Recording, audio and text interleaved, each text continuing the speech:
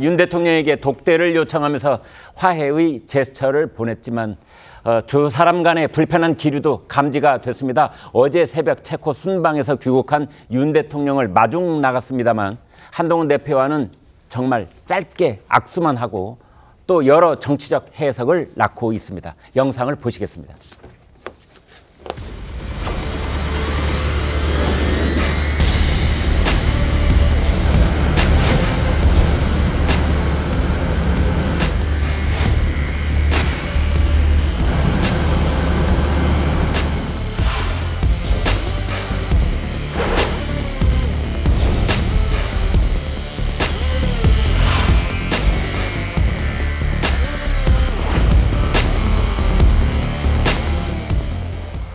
자, 장현주 변호사님, 저희가 너무 사소한 걸 갖고 자꾸 트집 잡는 그런 감이 없지 않아 있긴 있습니다만, 그러나 이제 거기에 또 모든 게 드러나기도 하기 때문에 말씀을 나누는 건데, 대개 악수할 때 친근감의 표시로 윗사람이 아랫사람 오른쪽 어깨를 왼손 이렇게 툭툭 치곤 하는데 그런 게 전혀 없었고, 대신 이제 행안부 장관하고는 길게 얘기를 하는 모습 카메라에 잡혔는데 이거 어떻게 해석해야 됩니까? 그러니까 뭐 방금 말씀 주신 것처럼 우리가 화면에서 직접 확인을 했잖아요. 이상민 장관과는 그래도 한 50초 정도 이야기를 나누는 모습이지만 한동훈 대표와는 물론 악수를 하시긴 했지만 다소 형식적인 인사로도 보일 수 있는 그런 장면이었습니다.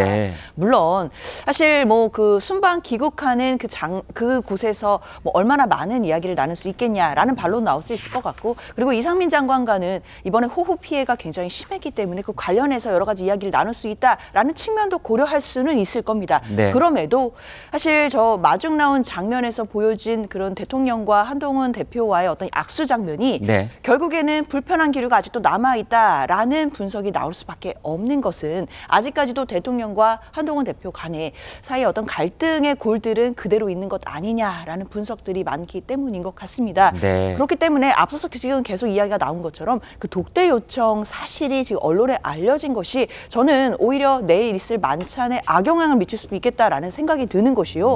이제는 언론에서도 그리고 국민들께서도 과연 대통령과 당대표가 독대를 할 것이냐 여부에 대해서 너무 지나치게 주목을 하실 것 같습니다. 사실 어쩌면 주객이 전도될 수도 있는 상황일 텐데요. 사실 독대 자체가 중요한 것이 아니라 대통령과 대표 사이에 어떤 이야기를 나누고, 그리고 그 내용 속에서 갈등을 어느 정도 해소해서 결국 한 발 나아간 이야기들이 나올 수 있느냐, 이런 것이 중요할 텐데 이제는 어떤 이야기가 오고 가느냐 이것보다도 독대가 성사됐느냐 안 됐느냐, 이것의 모든 그 결과가 주목될 가능성이 있기 때문에 장 변호사님이 지금 말씀 중에 죄송합니다만 이제 이 독대 논란 여부가 내일 만찬에 악영향을 줄 수도 있겠다 걱정을 하셨는데, 그렇다면은 오늘 용산 대통령실에서 혹시 내일 만찬 무기 연기 이런 발표가 있을 가능성이 있습니까?